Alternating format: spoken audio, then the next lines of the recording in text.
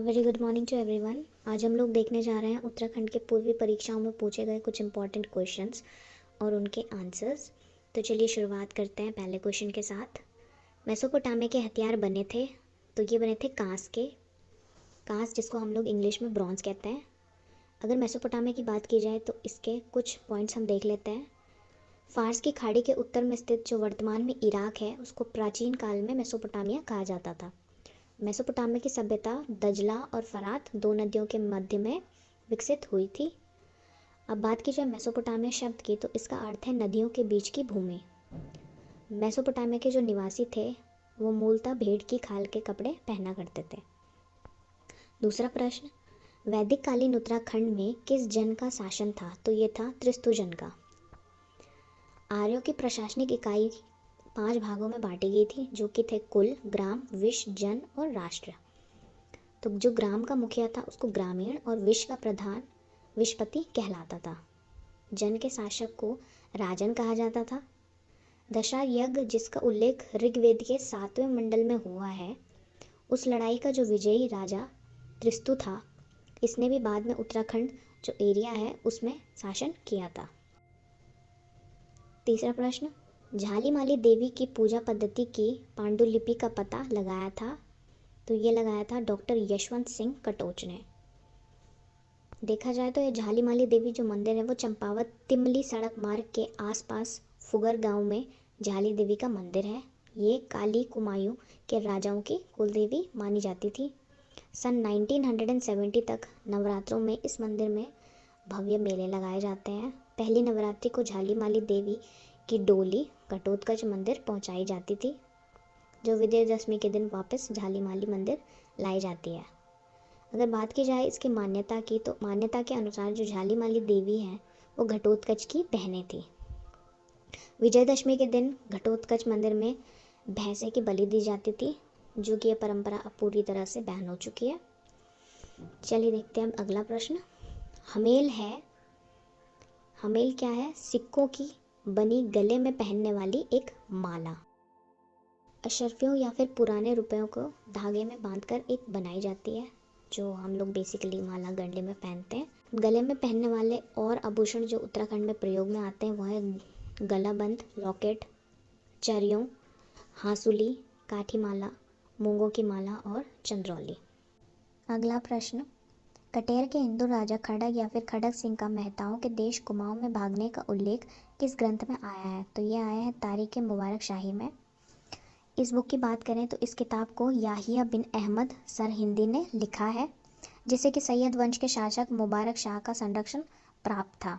यह किताब मुबारक शाह के बारे में लिखी गई है। अगला प्रश्न, पंडित गोविंद बल्लभ पंत का जन्म कहाँ हुआ था? इनका जन्म सन 1887 में एक गांव खूंट जो कि अल्मोड़ा जनपद में है वहाँ पर हुआ था। पंडित गोविंद बल्लभ पंत जी उत्तर प्रदेश के पहले मुख्यमंत्री रह चुके हैं एवं एक स्वतंत्रता सेनानी के तौर पे इनकी एक अहम भूमिका रही है। बाद में यह भारत के गृह मंत्री भी बनाए गए हैं। भारतीय संविधान में हिंदी भाषा को राष्ट्रभाषा का दर्जा दिलाने और जमींदारी प्रथा को खत्म करने में इनका एक महत्वपूर्ण योगदान रहा है। टिहरी के परमार वंश के 55वें राजा का नाम क्या था? तो इनका नाम था सुदर्शन शाह। सन 1804 में फरवरी में किसी दिन गोरखा सेना के साथ खुड़बुड़ा मोहल्ला या देहरादून में युद्ध करते हुए जो राजा प्रद्युमन शाह थे वो वीरगति को प्राप्त हो गए थे। तो इसके बाद गढ़वाल जनपद में गोरखाओं का तहलका मच गया था। राजकुमार सुदर्शन शाह की उम्र उस समय केवल और केवल 17 और 18 वर्ष थी। तो धीरे धीरे गोरखाओं का प्रभाव बढ़ते हुए इन्होंने करीब 12 साल तक वहाँ पे राज किया। इधर सुदर्शन शाह ने ईस्ट इंडिया कंपनी की मदद के साथ गोरखाओं से अपना राज्य पुनः छीन लिया। राजा सुदर्शन शाह ने अपनी राजधानी कहाँ बनाई? जो कि बनाई थी टिहरी या फिर टिहरी शहर, जहाँ पे फिलहाल तो टिहरी डैम बन चुका है। अगला प्रश्न, अ लिंग्विस्टिक स्टोरी ऑफ जॉन सारी प्रसिद्ध रचना है किसकी? तो याद रखिएगा उमादत्त शर्मा सतीश की।